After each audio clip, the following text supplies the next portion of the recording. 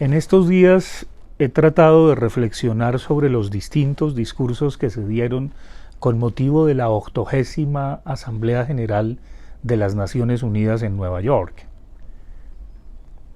Y he tratado de comprender más que el contenido, ante todo las formas y las formas simbólicas de lo que allí ocurrió, y por supuesto luego los puntos de vista, las opiniones, las declaraciones de distintos mandatarios que se presentaron desde ese escenario.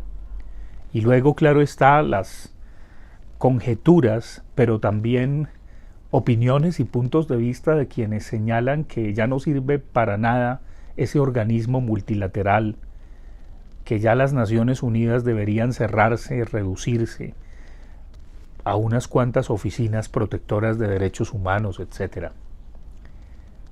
Opiniones que hacen eco de la opinión y del punto de vista del presidente Donald Trump, a quien no le sirve la escalera automática justo cuando la aborda y llega al edificio de las Naciones Unidas, y el teleprompter tampoco. Es uno de los elementos de forma que quedan del discurso de Trump, quien luego va a decir que se va a dirigir desde el fondo de su corazón, que no importa que el teleprompter no sirva, que el funcionario que está manejando el teleprompter va a tener serios problemas. Y así empieza con ese chiste su intervención. Claro, él hace eco de su poderío, se va contra Europa, lanza en ristre de una manera muy bien pensada y pausada, y dice unas cosas bastante atroces, por cierto. La gente lo escucha, luego los comentarios van a ser contra esa declaración, pero indudablemente él señala lo que considera que debe ser y que debe hacer.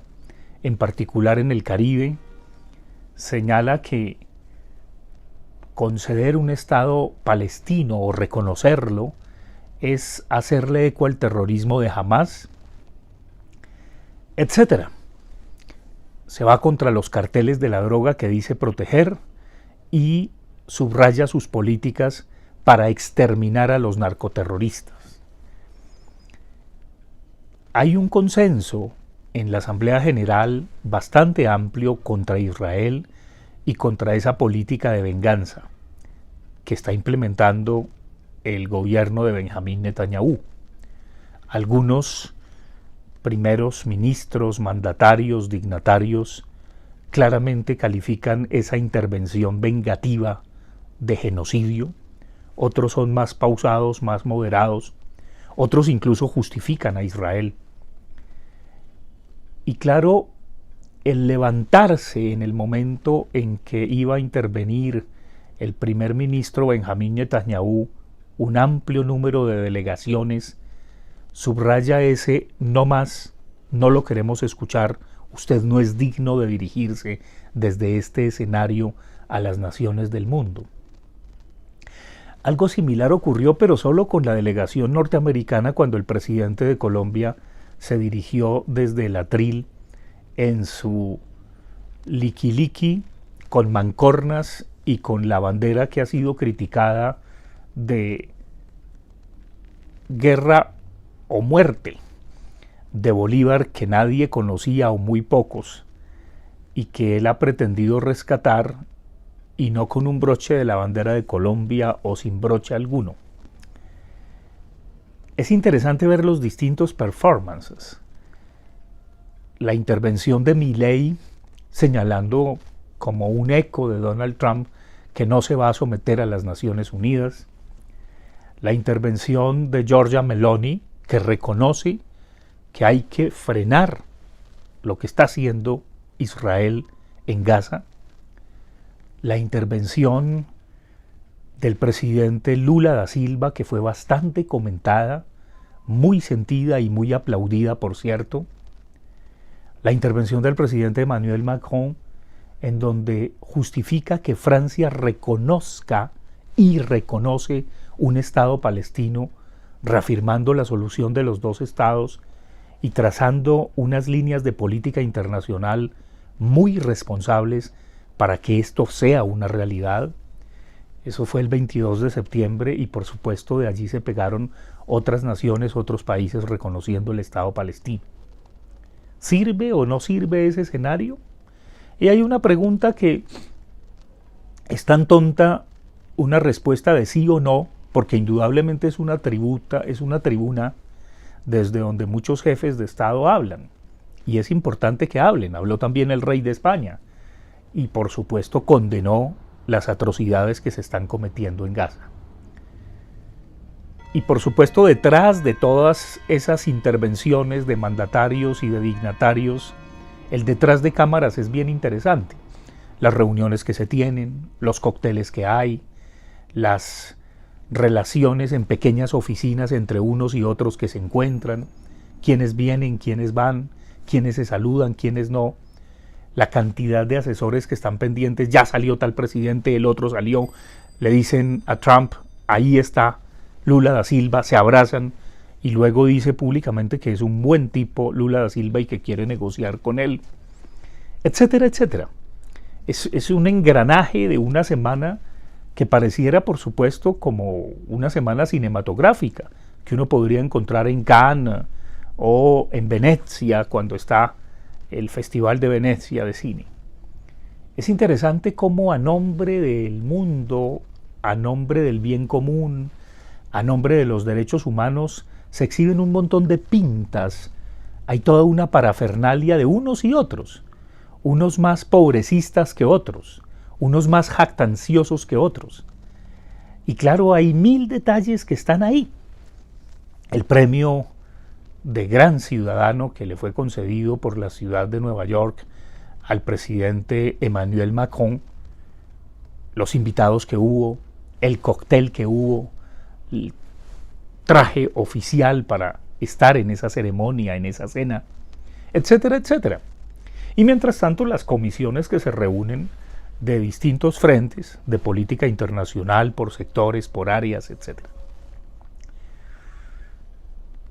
Independientemente de los discursos y de ese énfasis de va de retro lo que está ocurriendo en Gaza y que no va a pasar gran cosa, y que luego Donald Trump dice que probablemente va a conseguir un acuerdo de paz, seguro como el acuerdo que ya consiguió en Ucrania, hay todos los espectáculos adyacentes. La caravana del presidente Macron, que fue detenida y entonces le tocó caminar unas cuantas cuadras a pie y señalar que estaba llamando a Donald Trump porque estaban todas las calles bloqueadas por la caravana del presidente de Estados Unidos. Algo similar le ocurrió al presidente Erdogan de Turquía.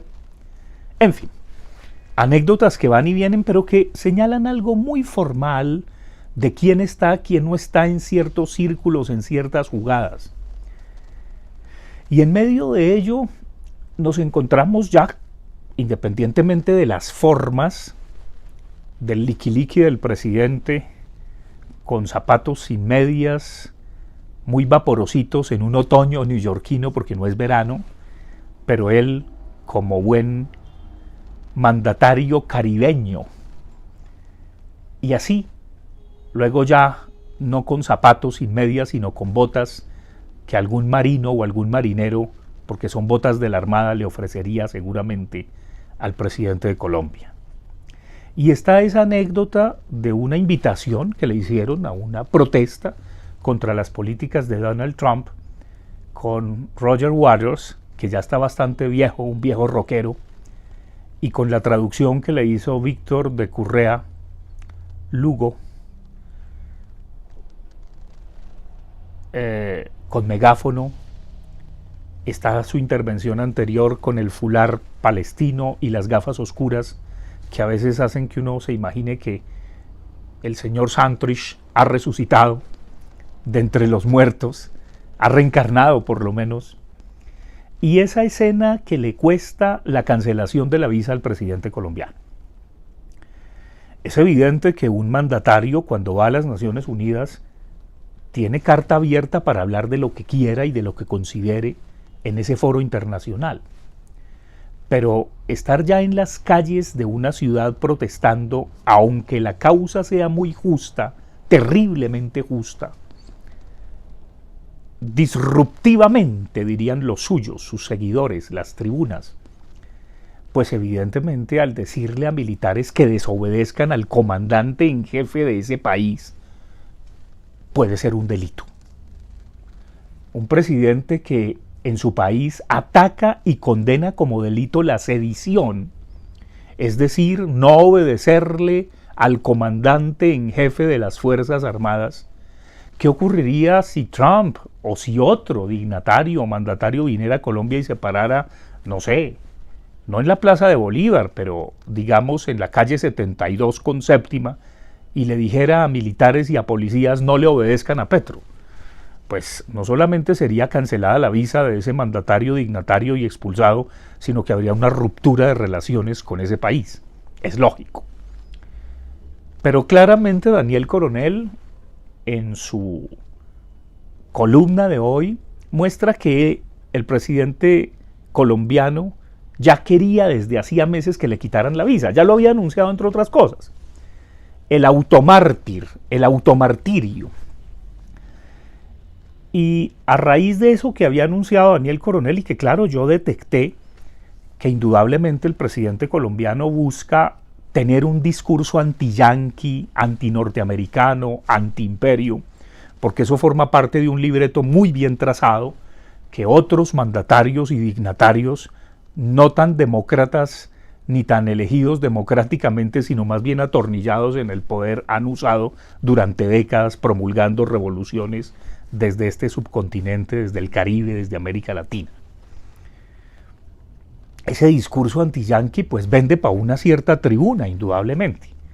Y máxime si me quitan la visa y si ya no voy a ver al Pato Donald porque yo necesito, ya no necesito ir a ese mugre país porque soy libre.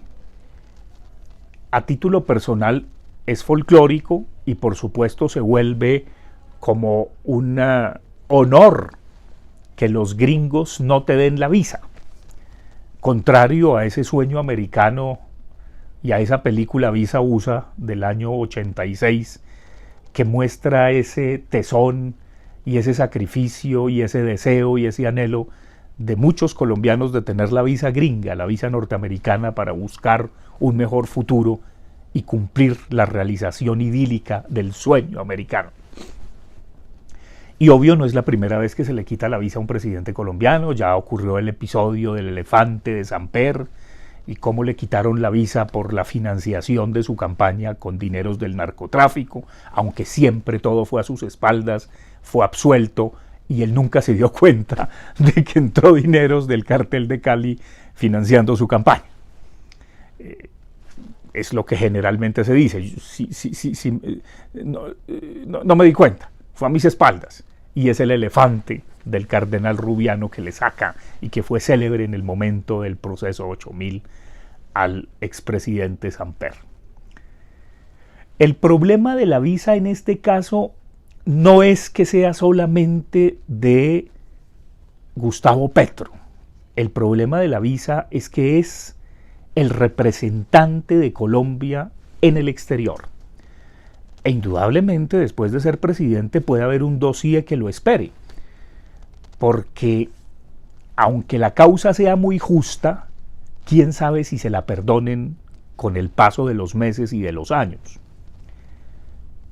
Y quién sabe si esto conlleve retaliaciones mayores, que se pida que los embajadores vengan a consultas, que se expulsen, que haya más aranceles para Colombia, en fin, que el discurso anti-yanqui se enarbole en el sentido de no voy a permitir que invadan al vecino país.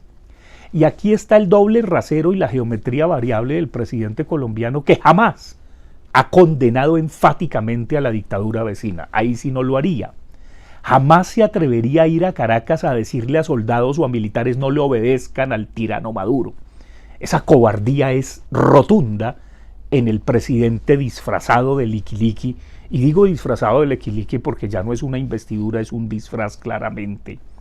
En ese liquiliqui arrugado que pretende ser García Márquez cuando ni siquiera sabe poner un punto y coma, tildar bien, cuando es incapaz de escribir un párrafo decente. Entonces evidentemente se vuelve el numerito, se vuelve el machaquito.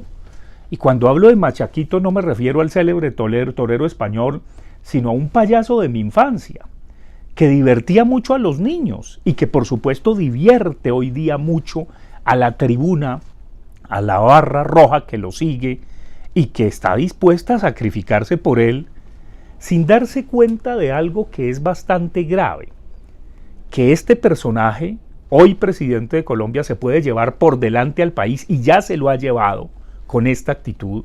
Ya es una estocada fundamental que le pega al país, pero no solamente al país, sino a la izquierda misma. ¿Ustedes creen que después de este gesto, después de este desafío, la izquierda vuelve al poder? Es absolutamente evidente, aunque por supuesto los fanáticos están convencidos de que se van a perpetuar, de que se van a reelegir, de que constituyente, de que todas esas cosas que evidentemente son puros pataleos de ahogado. ¿De dónde viene esa desesperación? Me preguntaba. Y es aquí donde encontré algo muy importante.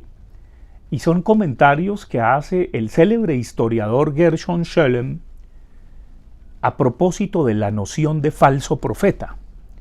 Y él señala que el falso profeta siempre, ante su mediocridad que ya desborda, que uno sabe y que la gente sabe y él mismo sabe que es falso, que es una impostura, que es un disfraz, que no es un iluminado, que no es un elegido, que no puede nada, que es un impotente, busca el martirio.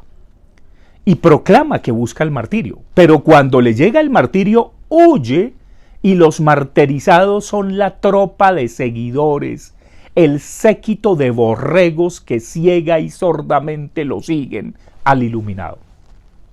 Y entonces me puse a ver una cantidad de casos de falsos profetas que hacen suicidar gente en sectas norteamericanas, entre otras cosas, y cómo los cobardes falsos profetas siempre se esconden o tienen una pastillita de cianuro para, evidentemente, que no los martiricen o no sufrir ese incendio, ese completo ser borrado de la historia y martirizado. Porque el verdadero profeta sí es martirizado, el falso profeta no.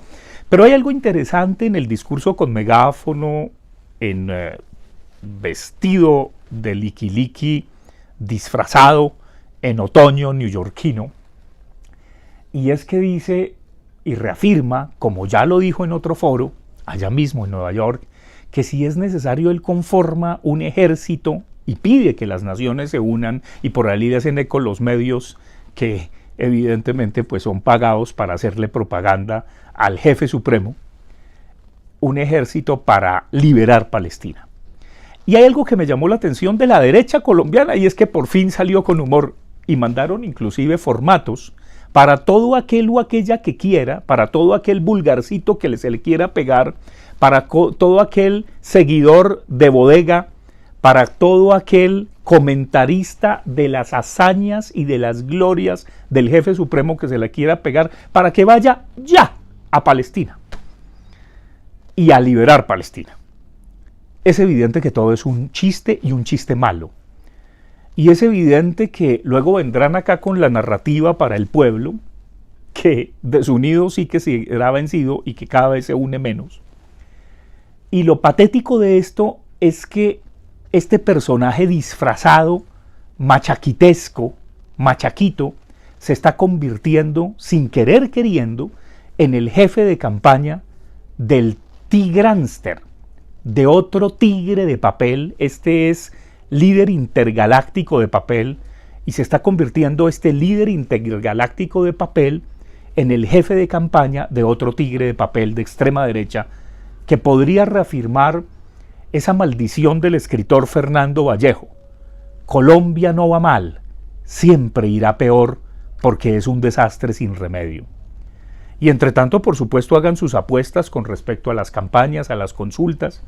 Ya se bajaron de la consulta los que de algún modo les ordenó el jefe supremo que se bajaran porque no tenían chance.